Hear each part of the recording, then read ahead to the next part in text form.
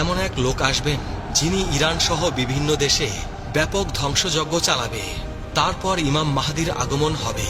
আসসালামু আলাইকুম ওয়া রাহমাতুল্লাহি ওয়া বারাকাতুহু। ইরান সম্পর্কে 1400 বছর আগে মহানবী সাল্লাল্লাহু আলাইহি ওয়াসাল্লাম কি বলেছিলেন? এমন কিছু কি তিনি বলে গেছেন যা আজ আমরা বাস্তবে দেখতে পাচ্ছি? ইরানের সর্বোচ্চ নেতা আয়াতুল্লাহ খামেনি বলেছেন, মুসলিম উম্মার ঐক্যই আমাদের সবচেয়ে বড় শক্তি। আমরা বিভক্ত হয়ে গেলে শত্রুরা আমাদের দুর্বল করে ফেলবে। শহীদ মোতাহারি রহমতুল্লাহি আলাই বলেছেন, ইরানের ইতিহাস ইসলামের ইতিহাস থেকে আলাদা নয়। আমরা মুসলিম, তারপরে আমরা ইরানি, আমাদের পরিচয় ইসলাম। ইমাম খোমেনি বলেছেন, ইসলাম আমাদের শিখিয়েছে আমরা সবাই ভাই ভাই। আরব অনারবদের ভেদাভেদ ইসলামে নেই। তাকওয়াই একমাত্র চাবিকাঠি। ইরানের তেল ও গ্যাস সম্পদ বিশ্বের অন্যতম বৃহৎ। এই সম্পদ কি শেষ জামানার সাথে সম্পর্কিত? হাদিসে ইমাম মাহদির শাসনামলের বৈশিষ্ট্য বর্ণিত হয়েছে। আকাশ থেকে প্রচুর বৃষ্টিপাত, জমিনে ফসলের প্রাচুর্য এবং তখন সম্পদের ন্যায্য বন্টন হবে। ইরানের তেল সম্পদ যদি ন্যায়সঙ্গতভাবে বিতরণ করা হয় তবে হাদিসের এই ভবিষ্যৎবাণীর সাথে মিলে যাবে। তবে তার আগে বড় যুদ্ধ ও ধ্বংসযজ্ঞের ভবিষ্যৎবাণী রয়েছে। নবী করিম সাল্লাল্লাহু আলাইহি ওয়াসাল্লাম বলেছেন, হত্যাকাণ্ড বৃদ্ধি পাবে। আধুনিক অস্ত্র দিয়ে এক মুহূর্তে হাজার হাজার মানুষ হত্যা করা সম্ভব। ইরানের ক্ষেপণাস্ত্র ও ড্রোন প্রযুক্তি সেই সক্ষমতা রাখে।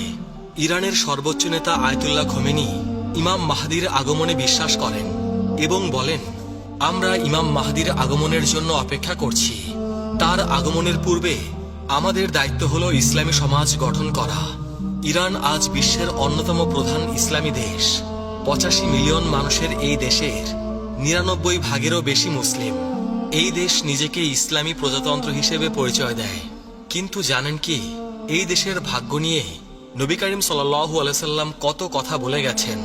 আল্লাহ রাসূল সাল্লাল্লাহু আলাইহি সাল্লাম ইরশাদ করেছেন, আমার উম্মতের একটি দল সর্বদা সত্যের ওপর প্রতিষ্ঠিত থাকবে।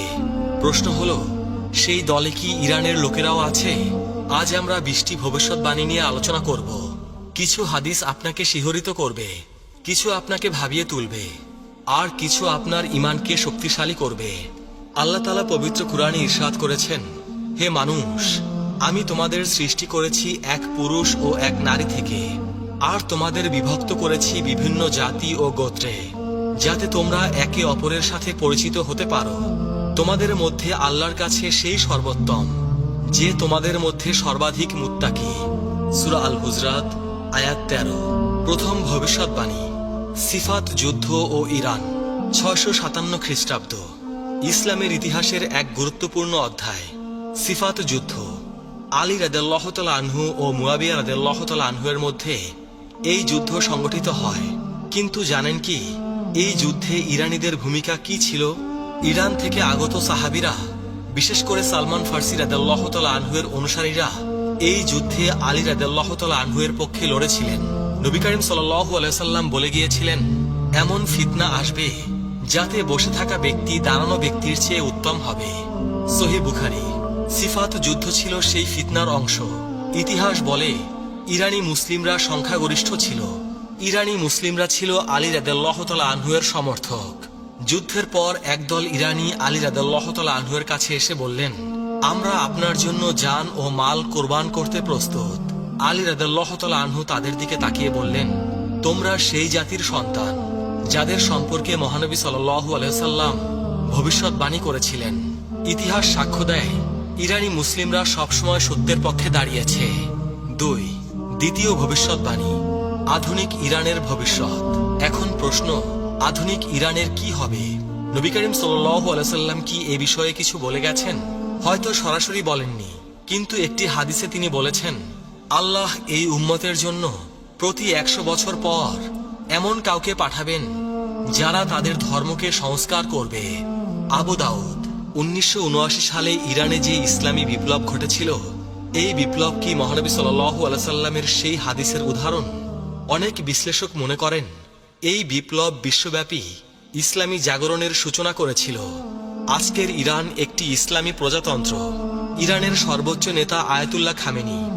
ইরানের পারমাণবিক কর্মসূচি আন্তর্জাতিক বিতর্কের কেন্দ্র। নবী করিম সাল্লাল্লাহু আলাইহি ওয়াসাল্লাম আরো বলেছেন, শীঘ্রই বিভিন্ন জাতি তোমাদের বিরুদ্ধে একত্রিত হবে, যেমন খাদ্যের পাত্রের দিকে খাদকরা একত্রিত হয়। আবু দাউদ। ইরানের বিরুদ্ধে পাশ্চাত্যের নিষেধাজ্ঞা, ইসরায়েলের সাথে সংঘাত, এসব কি এই হাদিসের বাস্তবায়ন? এসব সম্ভবত এই হাদিসেরই বাস্তবায়ন।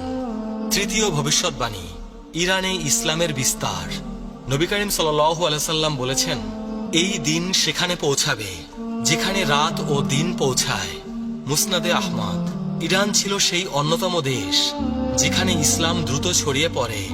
651 খ্রিস্টাব্দে সাসানিয়া সাম্রাজ্যের পতনের পর ইরানে ইসলামের বিস্তার শুরু হয়, কিন্তু এই বিস্তার সহজে হয়নি।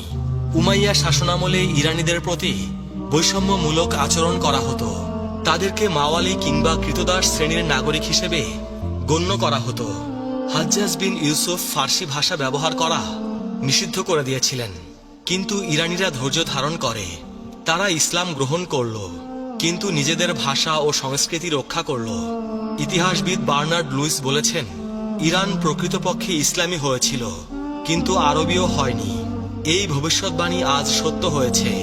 ইরানের জনসংখ্যার 99 ভাগেরও বেশি মুসলিম। চতুর্থ ভবিষ্যৎবাণী, শিয়া সুন্নি বিভাজন ও ইরান। একটি জটিল কিন্তু সত্য বিষয়। শিয়া সুন্নি বিভাজন। নবী করিম সাল্লাল্লাহু আলাইহি সাল্লাম কি এ বিষয়ে কিছু বলেছেন? তিনি বলেছেন, তোমরা অবশ্যই তোমাদের পূর্ববর্তীদের পথ অনুসরণ করবে। সহিহ বুখারী। এবং আরেকটি হাদিসে বলেছেন, আমার উম্মত 73 ফিরকায় বিভক্ত হবে। আবু দাউদ। 16শো শতাব্দীতে সাফাবি রাজবংশ ইরানে শিয়া ইসলামকে রাষ্ট্রধর্ম হিসেবে গ্রহণ করে। এর আগে ইরানে সুন্নি ইসলামী প্রধান ছিল। আজ ইরান বিশ্বের বৃহত্তম শিয়া মুসলিম দেশ। প্রায় 90 থেকে 95% মানুষ শিয়া ইসলামের অনুসারী। এক্ষেত্রে আমাদের দৃষ্টিভঙ্গি কি হওয়া উচিত? আমরা সবাই মুসলিম, আমাদের উচিত ঐক্য অটুট রাখা। পঞ্চম ভবিষ্যৎবাণী, জান্নাতে ফার্সি ভাষাভাষী মানুষের সংখ্যা।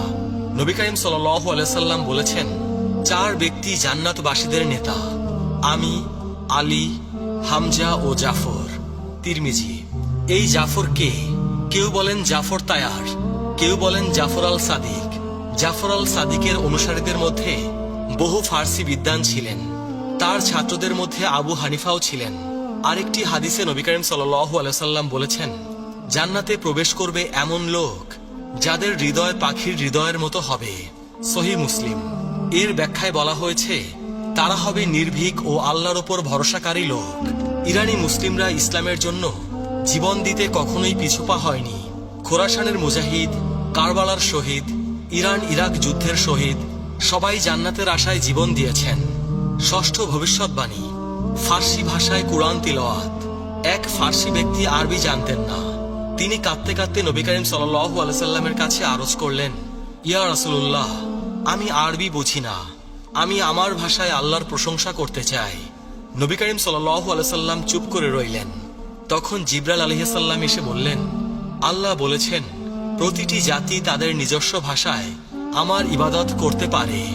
হাদিসে এসেছে, কিয়ামতের দিন আল্লাহর কাছে সবচেয়ে প্রিয় শব্দ হল সেই ইমামের কণ্ঠস্বর যিনি সুন্দর কণ্ঠে বলেন, আল্লাহুম্মা রব্বানা লাকাল হামদ। মুসনাদে আহমদ। ইতিহাস বলে, ইসলামের 2য় শতাব্দীতেই ফার্সি ভাষায় কুরআনের অনুবাদ ও তাফসির রচিত হতে শুরু করে। সামানি রাজবংশের সময় ফার্সি ভাষায় প্রথম পূর্ণাঙ্গ কুরআন অনুবাদ সম্পন্ন হয়। সপ্তম ভবিষ্যৎবাণী, ফার্সি বিদ্বানদের আবির্ভাব। ইমাম জাহাবি রহমতুল্লাহি আলাই তার তাজকিরাত আল হুফাজ গ্রন্থে 21 জন হাদিস বিশারদের তালিকা দিয়েছেন যারা ফার্সি বংশোদ্ভূত ছিলেন। তাদের মধ্যে রয়েছেন ইমাম বুখারী, ইমাম মুসলিম, ইমাম আবু দাউদ, ইমাম তিরমিজি, ইমাম নাসাই, ইমাম ইবনে মাজাহ। এছাড়াও ফিকাহ শাস্ত্রের ইমাম আবু হানিফা রহমতুল্লাহি আলাইও ছিলেন ফার্সি বংশোদ্ভূত। বিজ্ঞান ও দর্শনের ক্ষেত্রেও ইরানীদের অবদান অনস্বীকার্য। ইবনে সিনা, আল ফারাবি, আল বিরুনি, আল খোয়ারজমি এরা প্রত্যেকেই ছিলেন ফার্সি অধ্যুষিত অঞ্চলের অধিবাসী।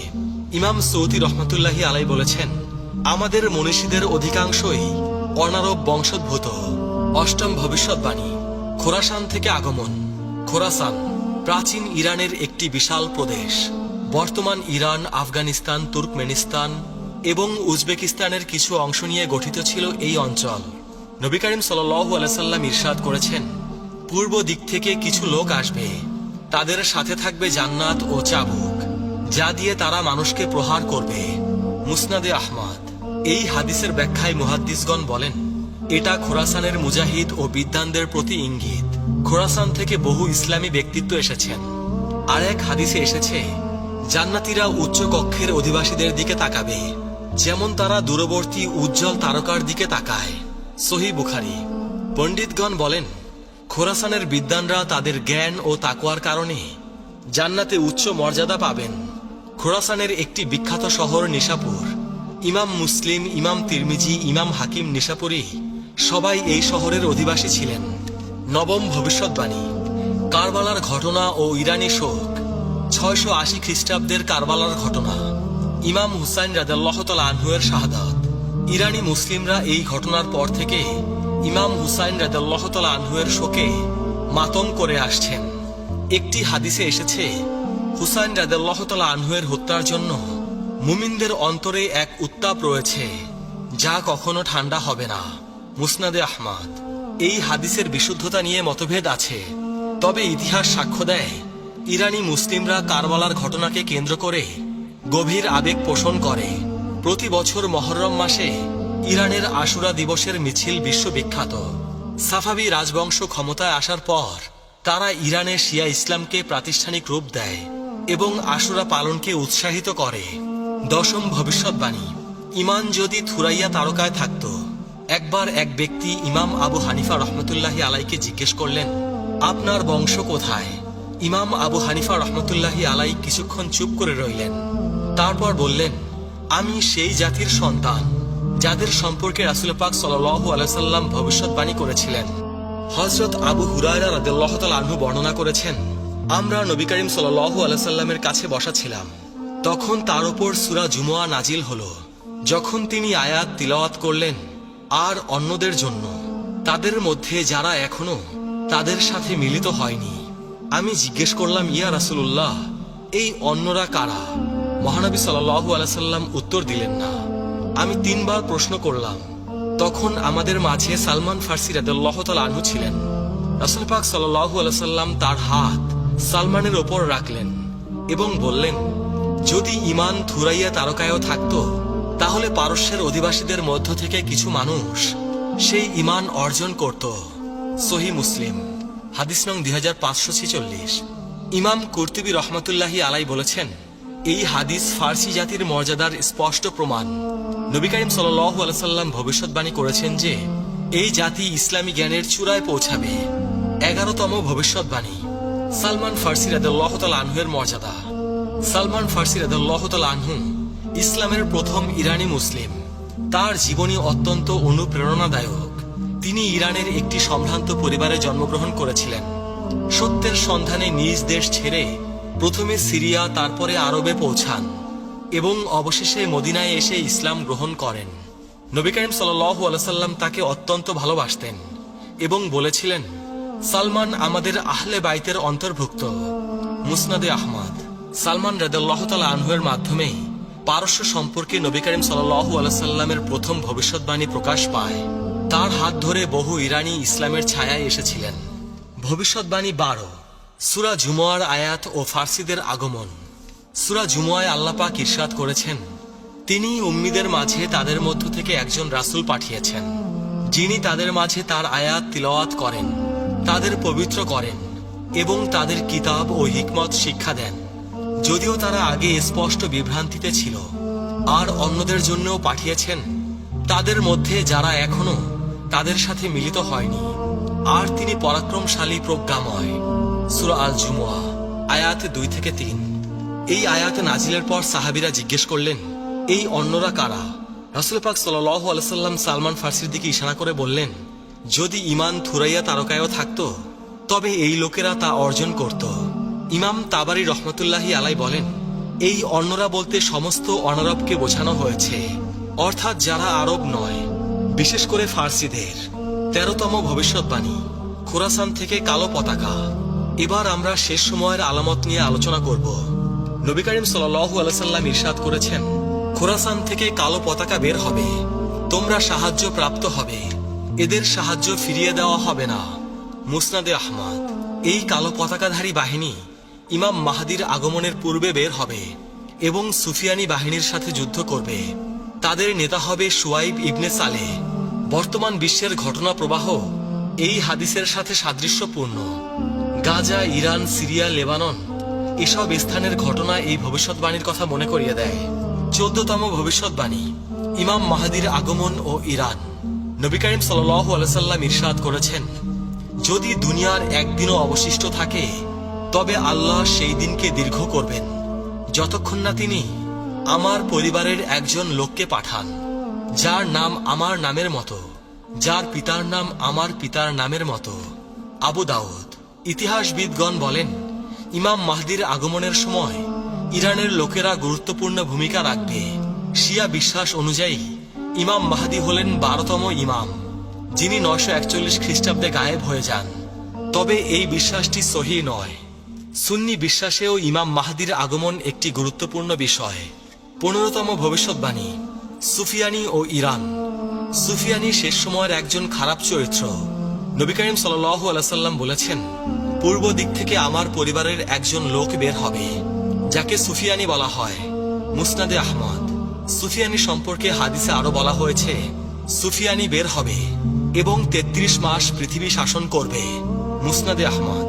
এই সময়ে তিনি ইরান সহ বিভিন্ন দেশে ব্যাপক ধ্বংসযজ্ঞ চালাবেন। তারপর ইমাম মাহদির আগমন হবে এবং তিনি সুফিয়ানির বিরুদ্ধে যুদ্ধ ঘোষণা করবেন। ইরানের ইতিহাসে সুফিয়ানির মতো অনেক শাসক এসেছে, যেমন মঙ্গল আক্রমণ, তিমুরলংয়ের আক্রমণ। ভবিষ্যৎবাণী 16, দাজ্জাল ও ইরান। দাজ্জাল শেষ সময়ের সবচেয়ে বড় ফিতনা। নবী করিম সাল্লাল্লাহু আলাইহি সাল্লাম বলেছেন, দাজ্জালের অনুসারী হবে আসফাহানের ইহুদিদের 70,000 লোক, যাদের পরনে থাকবে মোটা চাদর। সহিহ মুসলিম। হাদিস নং 2944। আসফাহান ইরানের একটি প্রাচীন শহর। আজও সেখানে একটি ইহুদি সম্প্রদায় বসবাস করে। নবী করিম সাল্লাল্লাহু আলাইহি সাল্লাম 1400 বছর আগে বলে গেছেন যে আসফাহানের ইহুদিরা দাজ্জালের অনুসারী হবে। ইমাম নববী রহমাতুল্লাহি আলাইহি এই হাদিসের ব্যাখ্যায় বলেন, এই হাদিস একটি স্পষ্ট ভবিষ্যৎবাণী যে দাজ্জালের অধিকাংশ অনুসারী হবে আসফাহানের ইহুদিরা। এটি নবুয়তের একটি বড় নিদর্শন। নবী করিম সাল্লাল্লাহু আলাইহি সাল্লাম বলেছেন, যে ব্যক্তি সূরা কাহাফের প্রথম 10 আয়াত মুখস্থ করবে সে দাজ্জালের ফিতনা থেকে রক্ষা পাবে। সহিহ মুসলিম। ভবিষ্যৎবাণী 17, ইয়াজুজ মাজুজ ও ইরান। ইয়াজুজ মাজুজ দুটি বর্বর জাতি। আল্লাহ তাআলা কুরআনে বলেন, অবশেষে যখন ইয়াজুজ ও মাজুজকে খুলে দেওয়া হবে এবং তারা প্রতিটি উচ্চ স্থান থেকে ছুটে আসবে। অবশেষে যখন ইয়াজুজ ও মাজুজকে খুলে দেওয়া হবে এবং তারা প্রতিটি উচ্চ স্থান থেকে ছুটে আসবে। সূরা আল আম্বিয়া আয়াত 96। হাদিসে এসেছে, ইয়াজুজ মাজুজ বের হবে খোরাসানের দিক থেকে। তারা এত বেশি সংখ্যক হবে যে তাদের সামনে কোনো কিছুই টিকতে পারবে না। নবী করিম সাল্লাল্লাহু আলাইহি সাল্লাম বলেছেন, ইয়াজুজ মাজুজ প্রতিদিন প্রাচীর খোঁড়ে। যখন তারা সূর্যের আলো দেখতে পায় তখন তাদের নেতা বলে, ফিরে যাও, আগামীকাল আবার খুঁড়ব। মুসনাদে আহমদ। ইয়াজুজ মাজুজের আবির্ভাবের স্থান হিসেবে ইরান ও মধ্য এশিয়ার কথা বলা হয়। ইতিহাসে চেঙ্গিস খানের মঙ্গল বাহিনীকে অনেক মুসলিম ঐতিহাসিক ইয়াজুজ মাজুজের সাথে তুলনা করেছেন। চেঙ্গিস খান খোরাসান থেকে বেরিয়ে এসে সমগ্র মুসলিম বিশ্ব ধ্বংস করেছিলেন। আল্লামা ইকবাল তার কবিতায় বলেছিলেন, ইয়াজুজ মাজুজের বন্যা এসে গেল। ভবিষ্যৎবাণী 18, শৌবিয়া আন্দোলন ও ইরান। শৌবিয়া আন্দোলন 8ম-9ম শতাব্দীর একটি সাংস্কৃতিক আন্দোলন, যা আরব ও অনারবদের মধ্যে সমতা দাবি করে। এর নেতৃত্বে ছিল ইরানি মুসলিমরা। নবী করিম সাল্লাল্লাহু আলাইহি সাল্লাম বলেছেন, আরবদের কোনো অনারবদের ওপর শ্রেষ্ঠত্ব নেই, আবার অনারবদেরও কোনো আরবের ওপর শ্রেষ্ঠত্ব নেই তাকওয়া ছাড়া। মুসনাদে আহমদ। এই হাদিস শৌবিয়া আন্দোলনের মূল দাবির সাথে মিলে যায়। শৌবিয়ারা মনে করত ইসলাম সব জাতিকে সমান মর্যাদা দিয়েছে। শৌবিয়া আন্দোলনের ফলে ফার্সি ভাষা ও সংস্কৃতির পুনর্জাগরণ ঘটে। ফারদৌসির শাহনামা, রুদাকির কবিতা এসব এই আন্দোলনের ফল। আজকে আমরা কয়েকটি ভবিষ্যৎবাণী নিয়ে আলোচনা করলাম। কিছু ভবিষ্যৎবাণী স্পষ্ট, কিছু রহস্যময়, কিছু বর্তমান ঘটনার সাথে মিলে যায়। মনে রাখবেন, শেষ সময়ের আলামত নিয়ে গবেষণা করা জরুরি। তবে নির্দিষ্ট তারিখ বা ঘটনা নিশ্চিত করে বলা উচিত নয়। কিয়ামতের জ্ঞান একমাত্র আল্লাহর কাছে। আমাদের কর্তব্য ঈমান মজবুত করা, ইবাদত করা, দান করা, সৎ কাজের আদেশ দেওয়া, মুসলিম ঐক্য বজায় রাখা। নবী করিম সাল্লাল্লাহু আলাইহি সাল্লাম বলেছেন, মুসলিম মুসলিমের ভাই, সে তার উপর অত্যাচার করে না এবং তাকে অসহায় অবস্থায় ছেড়ে যায় না। সুতরাং ইরানের মুসলিমরা আমাদের ভাই। আমরা তাদের জন্য দোয়া করব, তাদের পাশে দাঁড়াবো এবং শেষ সময়ের সবচেয়ে বড় ফিতনা দাজ্জাল থেকে বাঁচতে আমরা দোয়া পড়ব। হে আল্লাহ, আমি আপনার কাছে কবরের শাস্তি থেকে, জাহান্নামের শাস্তি থেকে, জীবন ও মৃত্যুর ফিতনা থেকে এবং দাজ্জালের ফিতনা থেকে আশ্রয় চাই। আল্লাহ আমাদের সবাইকে হেদায়েত দান করুন। ইমাম মাহদির আগমনের সময় আমাদেরকে সত্যের পথে অবিচল রাখুন। দাজ্জালের ফিতনা থেকে আমাদেরকে রক্ষা করুন। আমাদের কবরকে জান্নাতের বাগানে পরিণত করুন। প্রিয় আখেরি নবীর উম্মত, আজকের ভিডিও এ পর্যন্তই। সবাই ভালো থাকবেন। আল্লাহ রাব্বুল আলামিন আমাদের সবাইকে হেদায়েত দান করুন। আমিন।